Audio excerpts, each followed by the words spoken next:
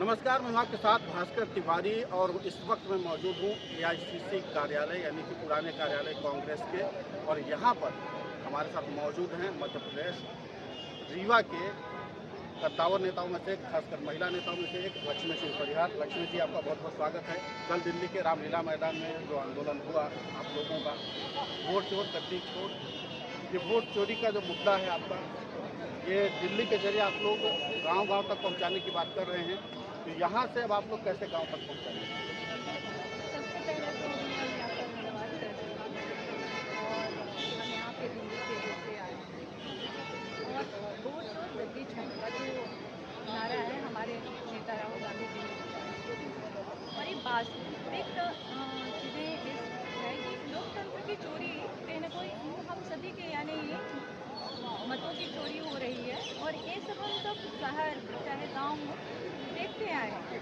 जिस तरह यानी मध्य प्रदेश की मैं बात करूँ 2023 के चुनाव को लेकर, जिस तरह मध्य प्रदेश में यानी कांग्रेस का माहौल था और अचानक से भाजपा जीत गई, तो ये क्या है, क्यों है?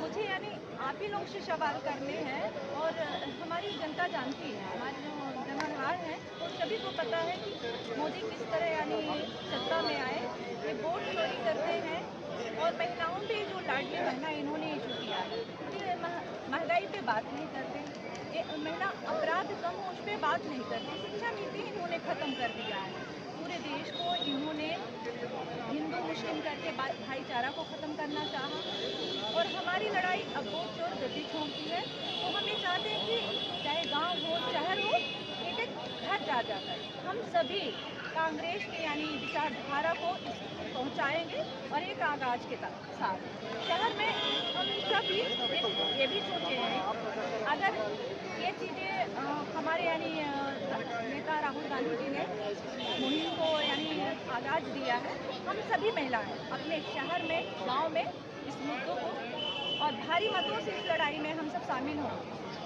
भारी मतों में शामिल होंगे। हमेशा से कांग्रेस के महिला वोटर्स को लेकर के और महिला पदाधिकारियों को लेकर के एक बहस छिड़ी रही है।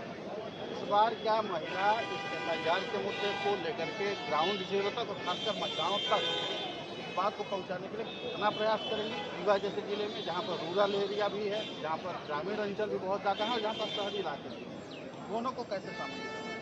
हम सब ये घर घर जाकर अभी जो SIR की पद्धति शुरू हुई थी तो जिलों के साथ मिलकर काम किए हैं।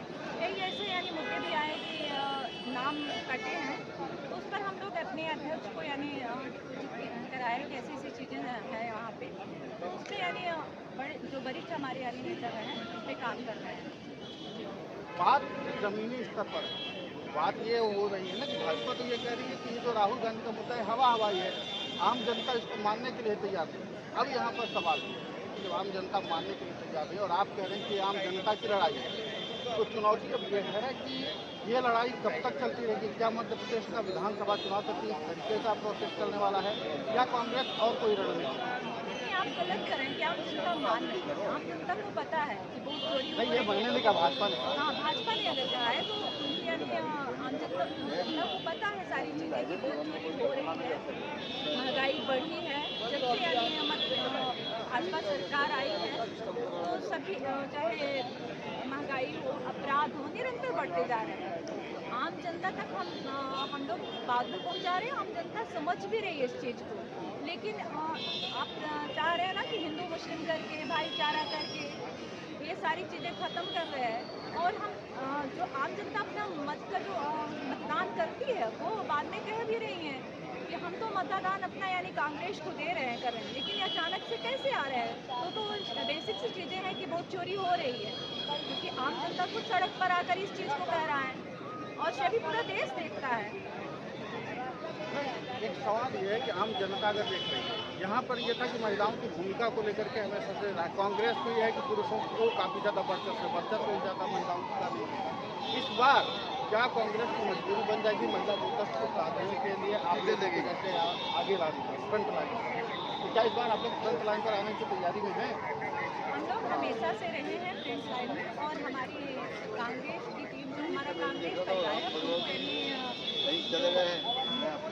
पहलू भी है, हमेशा से सम्मान दिए और हम लोग इस चीज़ को आगे जाकर बढ़ चढ़ के हिस्सेदारी करेंगे लोकसभा चुनावों महिलाएं आगे आए। रीवा में इस बार जो टारगेट ऑफ वोट है वो आपको कितनी विधानसभा सीटों में लगता है कि अगर आप लोग प्रयास करते हैं तो जीत हासिल हो सकती है? रीवा की मैं बात करता हूँ, फिर सीधी में आपका तो सीधी से भी लेना देना बहुत है, सिंगरौली से भी है, आप तीन जिलों का लगभग देख रेख कर रही हैं, तो आपको क्या लगता है क्या सुधार होने वाला है इस बार में? हम लोग तो चाहते हैं कि 8 विधानसभा में जीत हासिल करें और उसके लिए भरपूर प्रयास करें और जमीनी स्तर पर प्रयास करें और मेरा कांग्रेस परिवार सभी मिलकर साथ करें। जी। एक सवाल यह है कि भाजपा की ओर से खासकर रीवा भाजपा की ओर से आरोप लगाया जाए कि कांग्रेस में सिर्फ मुकम्मल चल रहा है, अब आपसे भी मारामारी चल रही है, पट्टी धड़ी हुई है कांग्रेस, यहाँ पर भी ऐसा माहौल बनाने की कोशिश की गई कि कांग्रेस के अलग अलग नेता आ रहे हैं, ये जो उठापटक की स्थिति है ये नियंत्रण में आएगी कब तक? ऐसा तो है नहीं, भाजपा का काम है कांग्रेस को बदनाम करना, वो करते रहे। यहाँ पे आपने देखा है रामलीला मैदान में कि पूरे स्टेट से एक एक कार्यकर्ता पदाधिकारी सभी आए तो सभी साथ मिलकर काम भी कर रहे हैं, क्योंकि भाजपा का एक है कि कांग्रेस चाहे हमारे नेता राहुल गांधी जी हों उन्हें बदनाम करना या हमारे कांग्रेस परिवार को बदनाम करना, तो ये चीज़ें वो करते रहे। इन चीज़ों से हम लोग टूटने वाले नहीं हैं और हमारा कांग्रेस परिवार साथ में। बिल्कुल, एक बयान बहुत चर्चा का विषय बना जब जीतू पटवारी ने कहा कि महिलाएं भी शराब की आदी हो रही हैं, नशे में गिरफ्त में आ रही हैं, इसके बाद भाजपा ने उसको महिलाओं का अपमान पाया।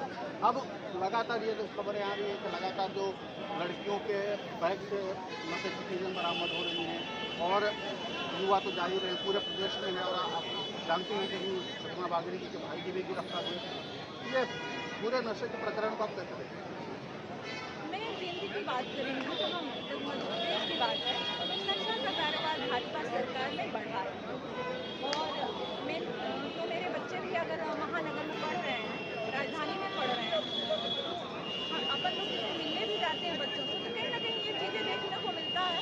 तो सरकार से मेरी यही चीज़ें हैं, निवेदन करेंगे कि इस चीज़ को जो नशा यानी तेज़ी से बढ़ा है उस पर सरकार रोक लगाए और जो अभी शहरों में देखिए गली गली मोहल्लों में जो दुकानें खुल रही हैं वो चीज़ें सही नहीं है। नशा की ओर प्रदेश जा रहा है और ये बहुत चिंताजनक ही विषय है। ये थी रीवा कांग्रेस के 57 नेताओं में से एक वरिष्ठ नेता हैं लक्ष्मी सिंह परिहार, जिन्होंने तमाम विषयों पर अपनी बात रखी है। इनकी राय आपको कैसी लगी है कमेंट बॉक्स खुला हुआ है, आप अपनी राय साझा कर सकते हैं।